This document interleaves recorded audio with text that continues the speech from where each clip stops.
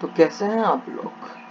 आज मैंने एक प्रॉमिस किया था कि मैं एक आर्टिकल लेके और आपको बताऊंगा कि इसको पढ़ना कैसे है, टैक्टिक्स बताऊंगा कि किस तरह से ये ज़्यादा हेल्पफुल होगा। तो आज का एडिटोरियल लेके आया हूँ द हिंदू का।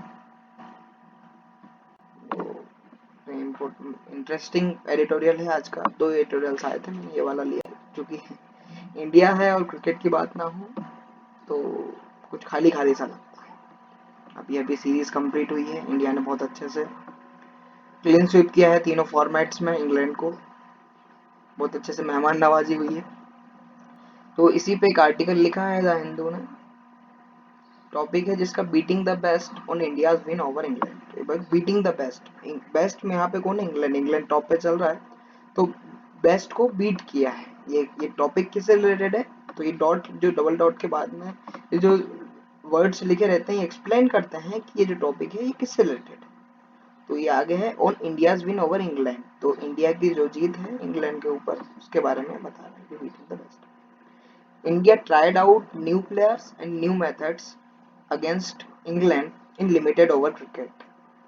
यहाँ पे एक फ्रेजल वर्ब आया है। फ्रेजल वर्ब क्या होता है? ये यहाँ पे एक वर्ब होता है, उसके साथ में एक प्रपोजिशन होती है। दोनों को मिला के, दोनों का अगर सेपरेट सेपरेट मीनिंग देखो तो अलग होता है, और उनको जोड़ दिया जाए तो एक नया मीनिंग देता है। तो इसे अपन कहते हैं फ्रेजल। तो यहाँ पे फ्रेजल वर्ब आया है ट्राइड आउट। तो ट्राइड आउट का मतलब होता है टेस्ट समथिंग न्यू, कुछ नया ट्राई करना होता है tried out. Okay. India tried out new players. India ने नए प्लेयर्स को टेस्ट किया है।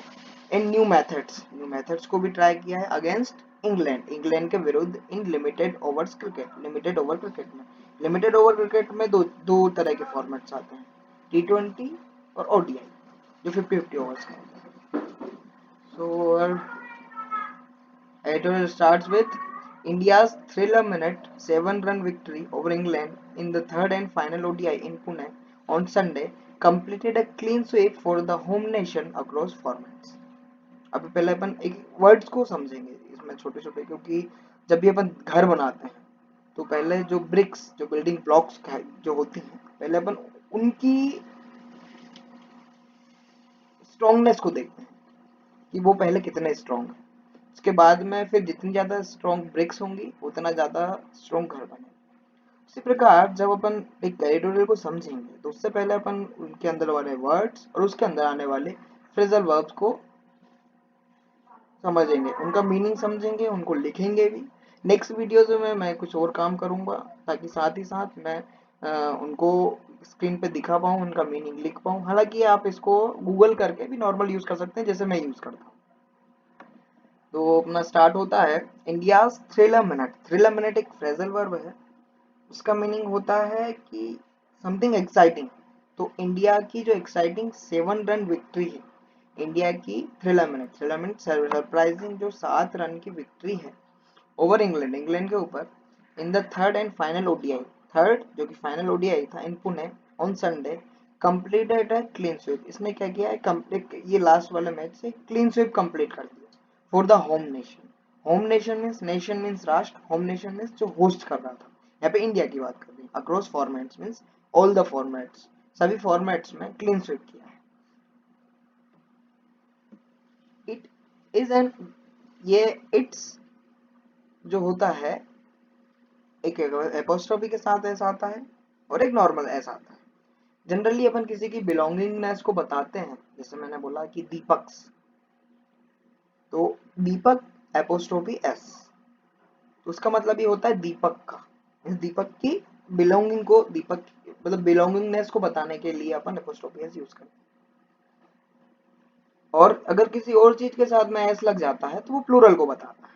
पर जब इट आता है तो ये ऑपोजिट हो जाता है, ये एक्सेप्शन है।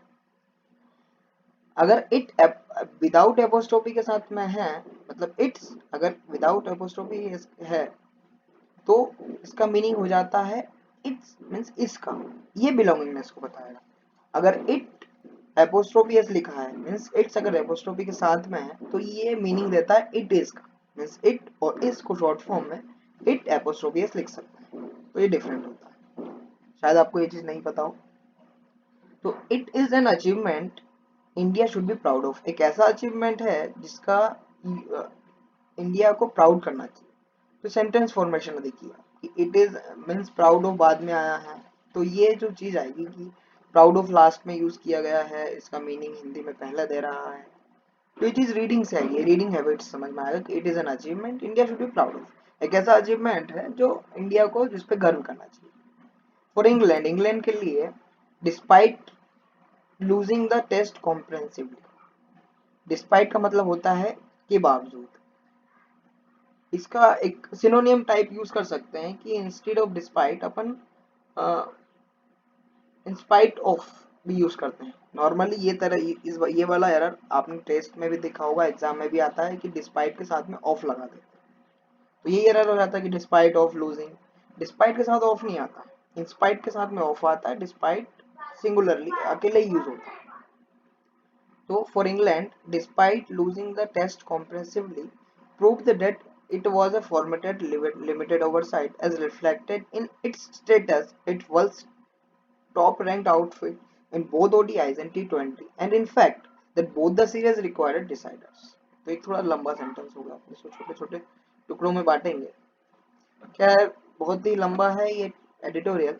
मैं अभी एक तरीका बस बता रहा हूँ, अगर जरूरत अगर आपको लगे कि ये हेल्पफुल है तो मैं कल से फिर पूरे एडिटोरियल को